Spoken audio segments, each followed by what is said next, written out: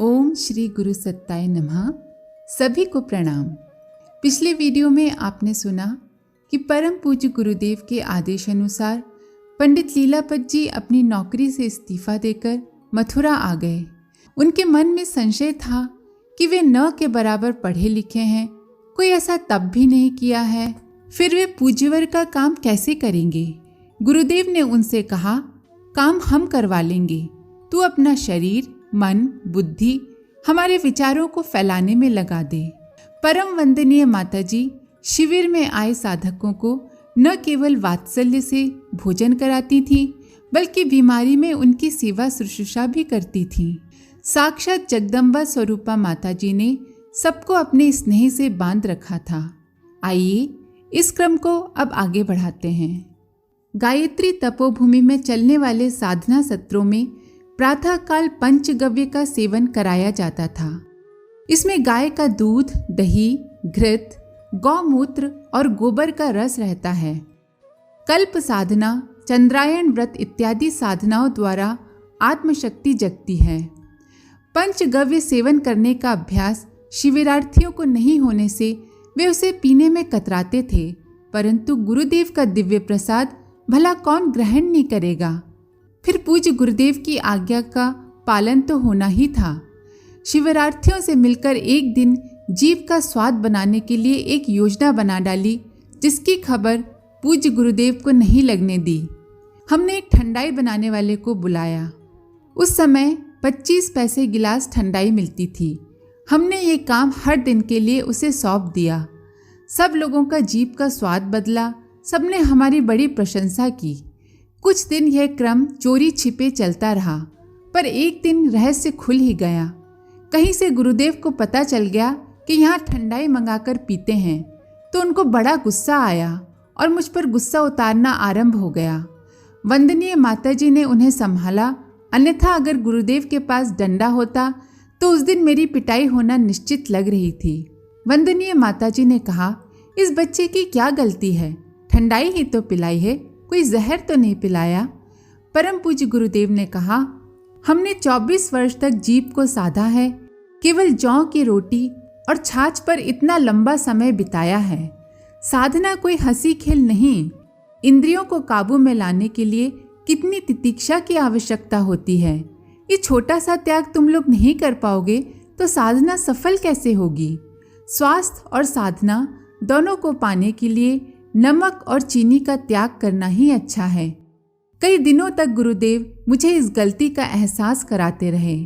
हमारा अनगढ़ मन गुरु सत्ता के सानिध्य में सुगढ़ बनता रहा। माताजी शिविर में गुरुदेव के प्रवचन से पहले गीत गाती थीं और फिर अखंड ज्योति जाकर सभी शिविरार्थियों को भोजन बनाकर अपने हाथों से खिलाती थीं। भोजन खिलाने के बाद बर्तन माताजी और गुरुदेव दोनों मिलकर साफ करते थे और इसके बाद माताजी पत्रों को खोलती थीं और पत्रों को पढ़कर गुरुदेव को सुनाती जाती थीं और गुरुदेव उन पत्रों के उत्तर लिखते रहते थे। शाम के समय सभी डाक जो बाहर जाती थी उस पर माताजी टिकट लगाती थीं। शाम को फिर भोजन बनाती थीं। इस तरह माताजी कर्तव्य को ही धर्म मानती थीं। माताजी जैसी उदार थीं, आज तक हमने ऐसा किसी को नहीं देखा। जिन भाई बहनों को माताजी के दर्शन करने का सौभाग्य मिला है, सभी को मालूम है माताजी से जो भी मिलता था उससे वे कितना स्नेह करती थीं।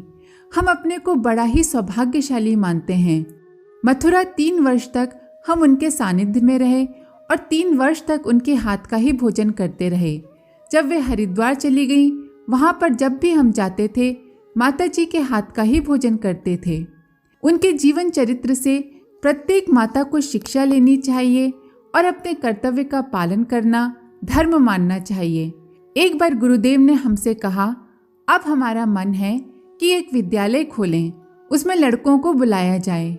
मनुष्य शरीर आत्मा 2 चीज़ों से बना है। शरीर के लिए मकान, भोजन, धन चाहिए। इसके लिए उसमें लघु कुटीर उद्योगों का प्रशिक्षण देने की व्यवस्था हो। जो भी लड़का विद्यालय से जाएगा अपना पेट अच्छी तरह भर सकेगा। आज जो बेरोजगारी फैली है उस समस्या का हल होगा। आत्मा के लिए नैतिक शिक्षा द्वारा सद्गुणों की वृद्धि कराएंगे। लड़कों को सदाचारी, सेवाभावी, कर्मनिष्ठ बनने की शिक्षा देंगे। प्रत्येक लड़का जो इस विद्यालय से जाएगा चरित्रवान होगा।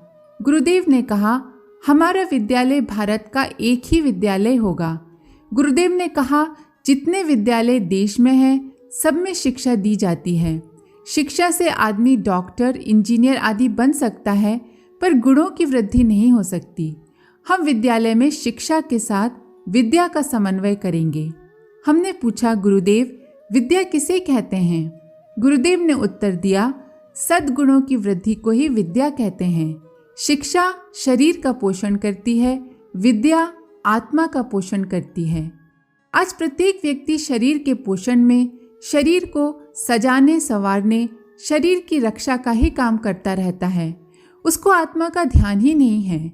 विद्या आत्मा को बल देती है। हमने कहा, गुरुदेव ऐसा विद्यालय तो भारत में एक भी नहीं है।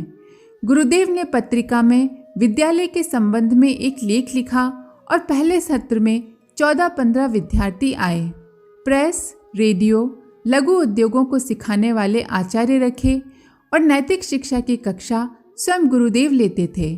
उस समय भोजनालय की व्यवस्था नहीं थी। सभी विद्यार्थी अपना भोजन स्वयं बनाते थे।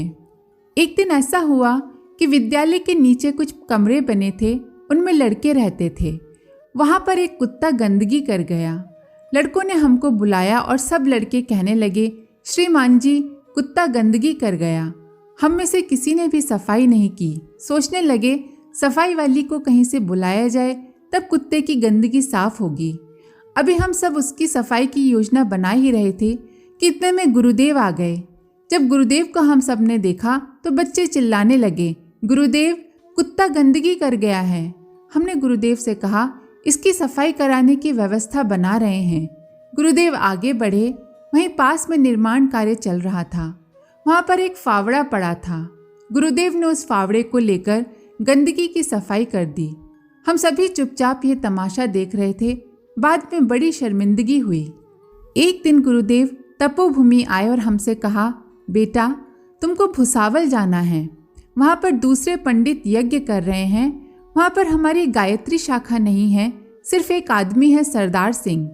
हमने उस यज्ञ में कुछ बोलने का समय ले लिया है, तुम चले जाओ। हमने कहा, गुरुदेव भुसावल कहाँ है? हम तो वहाँ किसी को जानते भी नहीं, और फिर दूसरे लोगों का यज्ञ है। अपने परिवार का तो वहाँ कोई है भी नहीं, सिर्फ एक ही आदमी है मिशन का। ऐसी जगह पर जाकर हम क्या बोलेंगे? गुरुदेव ने कहा, बेटा हमने तुमसे कई बार कहा है कि तू हमारा काम कर, जैसा हम कहें वैसा कर। अपना शरीर, मन, बुद्धि हमारे काम में लगाता रहे। हम तेरे साथ हैं। गुरुदेव की आज्ञा से हम भुसावल जाने को तैयार हो गए। गुरुदेव ने कहा कि स्टेशन पर गाड़ी ठहरे तब देखना, जिसके हाथ में पीला झंडा हो उसी से बात करना। हम भुसावल पहुँचे। वहाँ जो व्यक्ति पीला झंडा लिए हुए था उससे हमने बात की। उसने कहा, हमारा ही नाम सरदार सिंह है। वो हमको अपने बंगले पर ले आया। वहाँ हमने स्नान किया, भोजन किया, विश्राम किया। दूसरे भाइयों का एक कुंड का यज्ञ था। पंडित लोग यज्ञ करा रहे थे। शाम को सरदार सिंह ने कहा, पंडित जी चलो प्रवचन में चलना है। हम उनके साथ चल दिए। वहाँ जाकर जहाँ जनता बैठी थी वहीं पीछे हम तथा सरदार सिंह बैठ गए। सभी पंडितों के, विद्वानों के प्रवचन हुए। हम सुन रहे थे। जब सबके प्रवचन हो गए तब मंच पर माइक से एक भाई बोला, गायत्री परिवार के कोई आए हों तो मंच पर आ जाए। उनको 10 मिनट बोलने का समय दिया जाता है। हम सबसे पीछे बैठे थे। हम तथा सरदार सिंह दोनों ही मंच पर गए। हमने गुरुदेव को याद किया, गायत्री मंत्र बोला और फिर रामायण पर गुरुदेव का प्रवचन जो सुना था, जिसको हम रास्ते भर याद करते आए थे, उसी पर बोले। जैसे ही 10 मिनट हुए हमने प्रवचन बंद कर दिया और कहा, हमको जो समय दिया गया था वो पूरा हो गया। हमने बोलना बंद कर दिया। उस प्रवचन में सभी प्रबुद्ध भाई बहन थे। जनता ने आवाज़ उठाई, इन पंडित जी का प्रवचन बंद नहीं होगा। स्टेज संचालकों ने कहा, कल प्रवचन करा देंगे। जनता ने कहा, नहीं, प्रवचन अभी होगा, पैसा हम लोगों ने दिया है। मंच संचालकों ने हमसे कहा, पंडित जी आप प्रवचन चालू रखें। हमने कहा कि इस प्रवचन को पूरा करने में काफ़ी देरी लग सकती है। लोगों ने कहा, चाहे कितनी भी देर हो, आप अपना प्रवचन पूरा करें। रामायण पर ऐसा प्रवचन हुआ कि सारी जनता ने कहा कि आज तक हमने रामायण पर ऐसा प्रवचन सुना ही नहीं। रामायण का जो पारिवारिक शिक्षण था वो उस प्रवचन में था। जनता ने खूब सराहना की। सारी जनता हमारे चारों ओर मंच पर आ गई और हमसे कहा, पंडित जी, क्या आप यज्ञ करा सकते हैं? हमने कहा, हम तो पंडित हैं, यज्ञ कराना तो हमारा धर्म है। सारी जनता ने आवाज़ उठाई, कल यही पंडित जी यज्ञ कराएंगे। वहाँ के स्थानीय पंडितों ने विरोध किया तो सब बोलने लगे, आप कौन होते हैं? अगर आप लोगों ने नहीं बात मानी और यज्ञ का विरोध किया तो हम आज से यहाँ के सारे पंडितों को किसी भी कार्य के लिए नहीं बुलाएंगे। दूसरे पंडितों को भी मानना पड़ा और उन्होंने कहा, सुबह गायत्री वाले पंडित जी ही यज्ञ कराएंगे। हमने मन से कहा, सभी भाई बहन सुबह स्नान करके यज्ञ करने आए। सभी लोग अचंभे में पड़ गए कि यहाँ तो हमेशा पंडित ही यज्ञ करते हैं और ये गायत्री वाले पंडित जी तो सबसे यज्ञ करने को कह रहे हैं। सुबह सभी भाई बहन स्नान करके यज्ञशाला में आ गए। सभी ऑफिसर थे, किसी ने भी धोती नहीं पहन रखी थी, सब लोग पैंट पहने हुए थे। एक बार हमने सोचा धोती पहनाकर यज्ञ कराएं, परंतु थोड़ी देर में विचार आया कि इतनी धोतियां कहाँ से आएंगी और ये भाई लोग तो धोती पहनना जानते भी नहीं हैं। हमने सभी भाइयों को पैंट सहित बिठालकर यज्ञ करवाया। सभी ने यज्ञ किया। सब बहुत प्रसन्न हुए और कहा कि यज्ञ तो इसी प्रकार होना चाहिए। हवन पद्धति को बड़े रोचक ढंग से गुरुदेव ने लिखा है। सबने एक एक हवन पद्धति पुस्तक खरीदी, क्योंकि गुरुदेव ने सरदार सिंह को लिखा था कि साहित्य अवश्य मंगाना और वहाँ पर साहित्य का स्टॉल भी लगाना। अगर प्रवचन नहीं होता है तब भी कोई हर्ज नहीं, हमारे विचार तो फैलेंगे। दूसरे दिन जितना साहित्य था सब बिक गया। रात को हमारा प्रवचन होने वाला था, परंतु वहाँ की यज्ञ कमेटी ने रामायण पर बोलने वाली एक लड़की बुलाई थी, उसको मंच पर बिठाल दिया।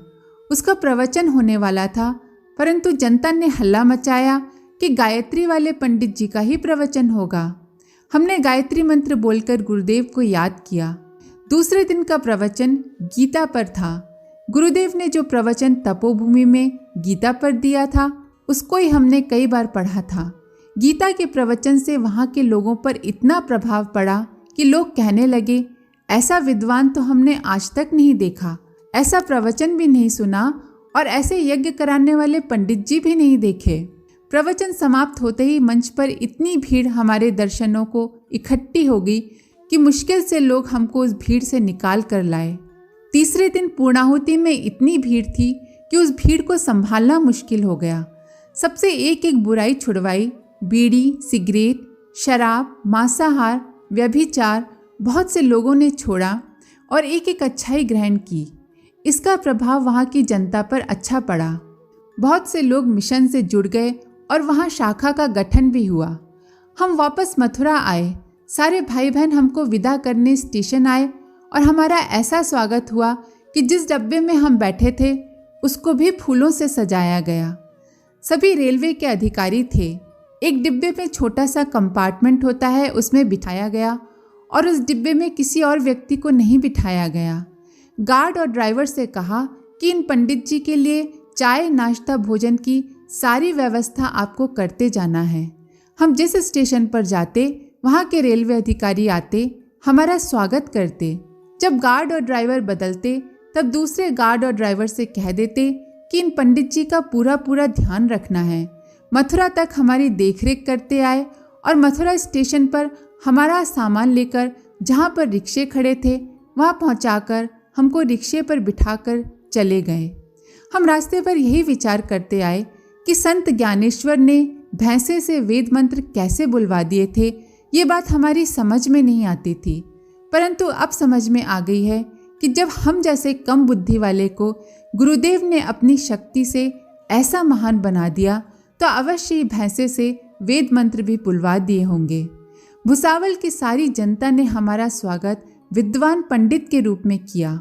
अब हमारी समझ में आ गया कि गुरुदेव के अंदर वह शक्ति है कि वे लघु को महान बना सकते हैं। हमने सोचा कि हमको ऐसा गुरु मिला जिन्होंने हमारा अज्ञान दूर कर दिया। हम बड़े ही भाग्यशाली हैं। गुरुदेव हमसे पहले भी बोल चुके थे कि बेटा तू मेरा काम कर, बाकी सब मैं देख लूँगा, और तुझको ऐसा लगेगा कि हम और वंदनीय माता जी हमेशा तेरे साथ हैं। जो जरा भी तेरी तरफ गलत दृष्टि से देखेगा हम उसकी आंख निकाल लेंगे। आज तक हमको ऐसा नहीं लगता कि हम अकेले हैं। हमारे आगे पीछे हमारे गुरु रहते हैं। हमारा मालिक हमारी हर प्रकार से रक्षा करता है। इससे हमारा भय मिट गया है। जिसके साथ कोतवाल हो उसको चोरों का भय क्यों रहेगा। अब हमको ऐसा ही लगता है कि हम अकेले नहीं हैं। हमारे साथ हमारे गुरुदेव वंदनीय माता जी हमेशा रहते हैं, तभी तो इतने बड़े कार्य भी कर लेते हैं। प्रत्येक भाई बहन के लिए ये रास्ता खुला है। प्रत्येक भाई बहन विद्वान बन सकता है। गुरुदेव व्यक्ति नहीं शक्ति थे। कम से कम 2 घंटे का समय उनके विचारों को फैलाने में लगाएं। गायत्री माने ऊंचे विचार और यज्ञ माने ऊंचे कर्म। ये दोनों हर एक को अपने जीवन में धारण करने चाहिए। गुरुदेव के यही गायत्री और यज्ञ हैं। अकेले यज्ञ करने से काम नहीं चलेगा। यज्ञीय जीवन जीना चाहिए। यज्ञ तो प्रतीक है। आज के लिए इतना ही। आप सभी का धन्यवाद। ओम शांति। हमारे YouTube चैनल को सब्सक्राइब करें और बेल आइकन को दबाकर ऑल पर क्लिक करें ताकि नोटिफिकेशंस आपको मिलती रहें।